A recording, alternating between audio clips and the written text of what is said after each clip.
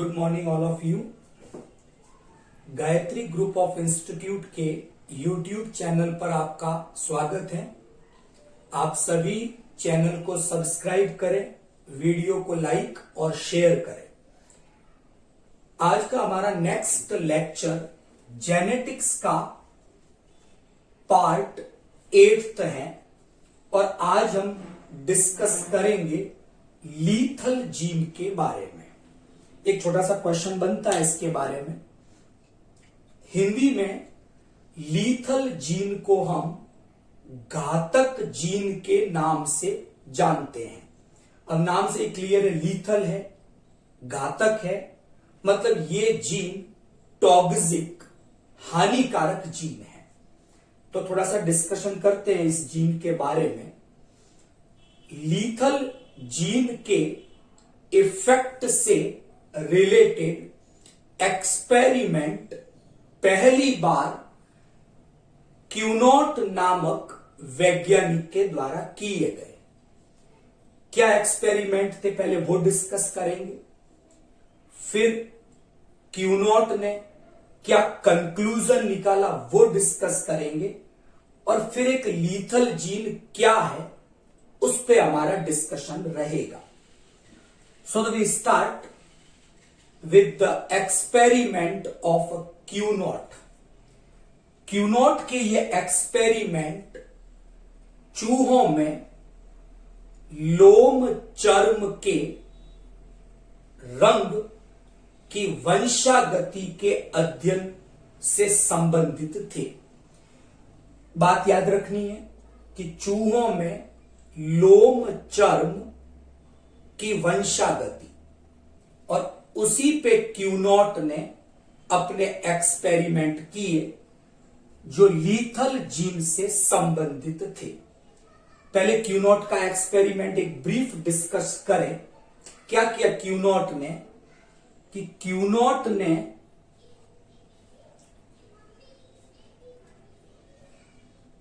संकरण करवाया एक ऐसे चूहे का जिसकी लोम चर्म का कलर येलो था, और इसका क्रॉस एक ऐसे चूहे से करवाया और इसकी भी लोम चर्म का कलर येलो था। इन दोनों का आपस में संकरण करवाया तो क्यूनॉट को संतति में जो फिनोटाइप रेशियो मिला उसे संतति के अंदर 2 टाइप के लोम चर्म वाले चूहे मिले, येलो यानी पीले और ब्राउन यानी भूरे। और इन येलो और ब्राउन का जो अनुपात क्यूनॉट को मिला वो अनुपात 2:1 था। थोड़ा सा मेमोराइज करें मेंडल के एक्सपेरिमेंट को, तो वहां ये जो रेशियो एक संकर अनुपात मिलता है वो 3:1 था। क्यूनॉट ने ये एक्सपेरिमेंट कई बार रिपीट किया, लेकिन हर बार उसे ये अनुपात 2:1 ही प्राप्त हुआ। क्यूनॉट कोई कंक्लूजन नहीं निकाल पाया कि यहां पर इस रेशियो में ये चेंजेस क्यों हुए।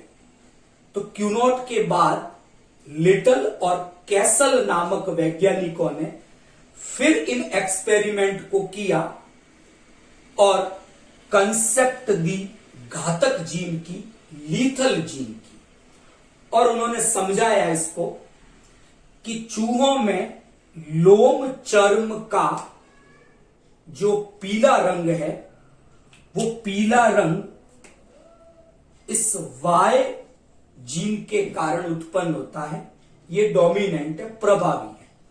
जबकि लोम चर्म का जो ब्राउन कलर है, भूरा रंग है, वो स्मॉल y के द्वारा नियंत्रित होता है, जो एक अप्रभावी विकल्प है। तो कैपिटल Y यानी yellow is dominant over brown और स्मॉल y। यहां तक ठीक। नेक्स्ट बात, तो जब यह संकरण करवाया गया तो 4 संततियां मिलनी चाहिए। हम बना के देखते हैं इसको सिंपली, क्या चांसेस बनते हैं, थोड़ा सा डिस्कशन करते हैं। यहां पर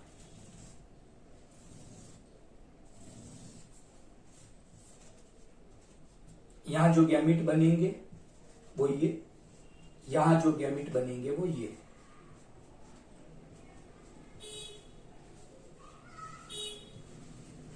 अब यहां पर जो ये जीनोटाइप है समयुग्मजी होमोजाइगस डोमिनेंट, इस जीनोटाइप वाले माइस गर्भा अवस्था के दौरान ही ऐसे माइस की डेथ हो जाती है। कैपिटल Y स्मॉल y ये येलो है और स्मॉल y ये ब्राउन है।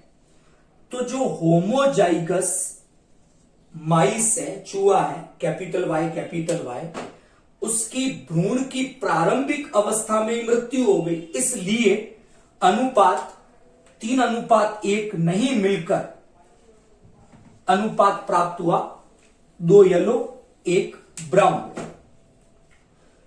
तो यहां पर ये जो जीन है वो जीन ना केवल फिनोटाइप को प्रोड्यूस करता है, लक्षण प्रारूप को उत्पन्न करता है, इसके अलावा जीव की जीवन क्षमता को भी प्रभावित करता है या उसकी जीवन क्षमता को समाप्त कर देता है। तो क्या परिभाषा बना सकते हैं लीथल जीन की, कि लीथल जीन या घातक जीन एक ऐसा जीन है जो एक लक्षण प्रारूप उत्पन्न करने के साथ साथ किसी जीव की जीवन क्षमता को भी प्रभावित करे। ऐसे जीन को हम घातक जीन या लीथल जीन कहेंगे। यहां पर हमने पहला उदाहरण लिया है चूहों में लोम चर्म की वंशागति, और इस नियम को या इस प्रभाव को हम इस उदाहरण की सहायता से इजीली समझ सकते हैं। इसके अलावा सिकल सेल एनीमिया जो एक जेनेटिक डिसऑर्डर है वो भी लीथल जीन का एक उचित उदाहरण है। ओके, तो लीथल जीन के बारे में आपको समझ में आया होगा। लीथल जीन 2 इफेक्ट प्रोड्यूस करेगी। Number 1, they produce a phenotype. पहला काम तो ये हो गया कि ये जीन एक लक्षण प्रारूप को उत्पन्न करती है। दूसरा इफेक्ट कि ये जीन किसी जीव की जीवन क्षमता को भी प्रभावित करती है। ऐसी जीन को लीथल जीन कहा गया है। मैंने 2 उदाहरण दिए। मानव में सिकल सेल एनीमिया, ये भी लीथल जीन का उदाहरण है, और चूहों में लोम चर्म की वंशागति, ये भी लीथल जीन का एक उदाहरण है। ये लीथल जीन 2 प्रकार की हो सकती है, प्रभावी और अप्रभावी, दोनों स्थितियों में। जनरली सामान्यतः जीवों के अंदर कॉमन रूप से जो लीथल जीन प्रेजेंट है वे अप्रभावी रूप में पाई जाती है। Thank you.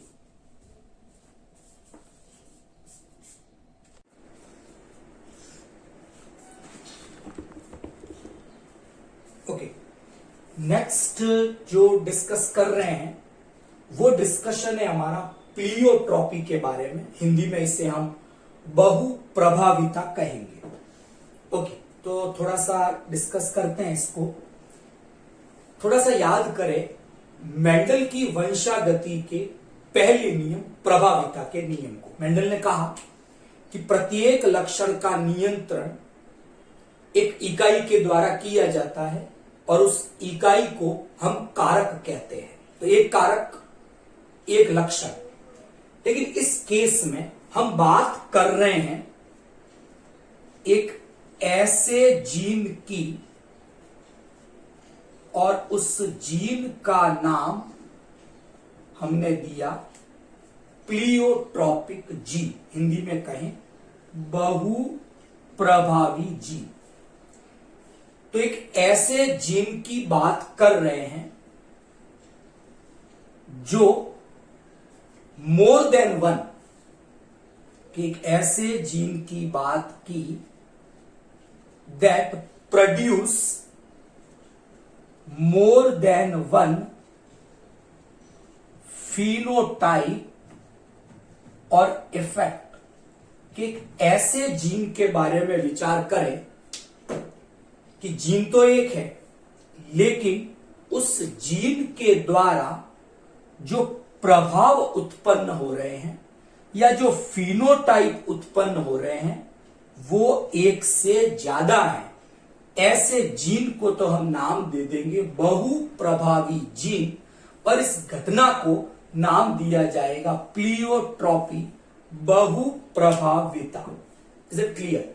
तो मेंडल ने जो बात की थी उसका थोड़ा सा अपवाद है ये। मेंडल ने तो कहा था एक लक्षण एक ही कारक होना चाहिए।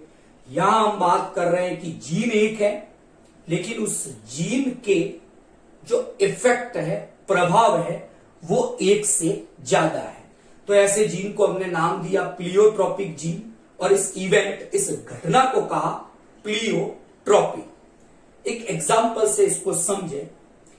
प्लियोट्रॉपी का एक बड़ा इंटरेस्टेड एग्जाम्पल ह्यूमन में सीकल सेल एनीमिया है।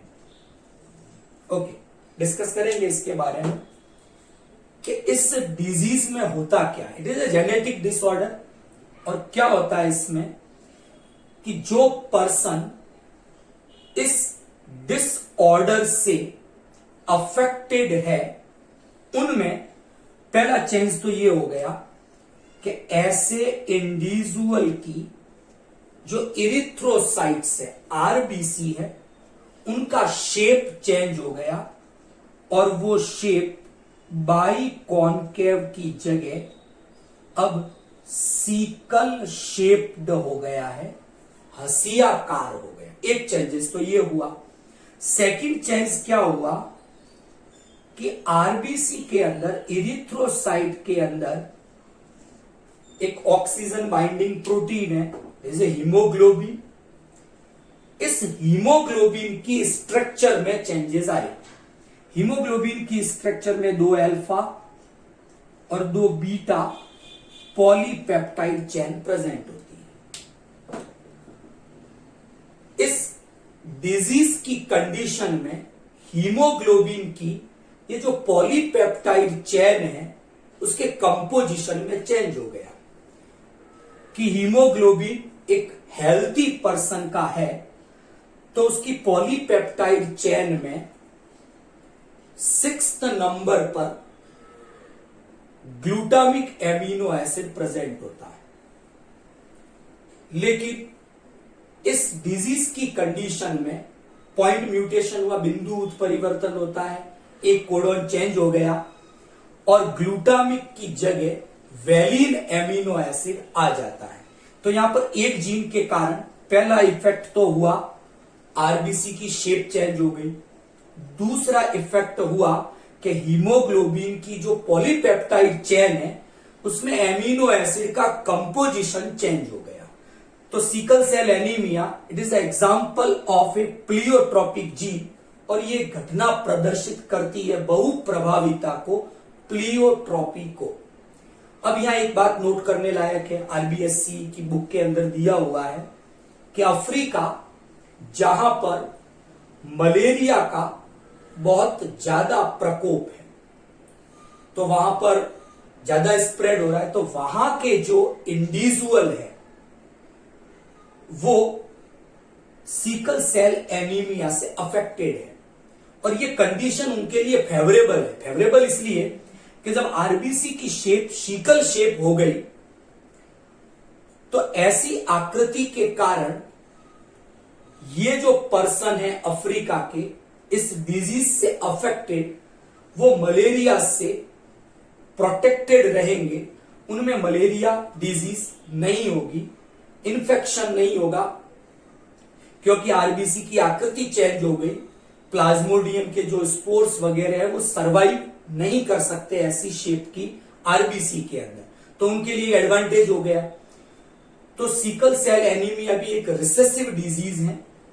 होमोजाइगस कंडीशन में अगर कोई इंडिविजुअल है तो जन्म के कुछ समय के पश्चात ही उसकी मृत्यु हो जाती है, क्योंकि आरबीसी में हीमोग्लोबिन होगा नहीं, ऑक्सीजन का ट्रांसपोर्ट नहीं हो पाता। लेकिन हेटेरोजाइगस विषम युग्मजीय स्थिति में इंडिविजुअल सरवाइव करता है। कुछ आरबीसी सामान्य होगी, कुछ सिकल शेप होगी, और ऐसे जो विषम युग्मजीय हैं वो अफ्रीका के अंदर एक बेटर एडवांटेज रखते हैं कि उनके अंदर मलेरिया नहीं होता।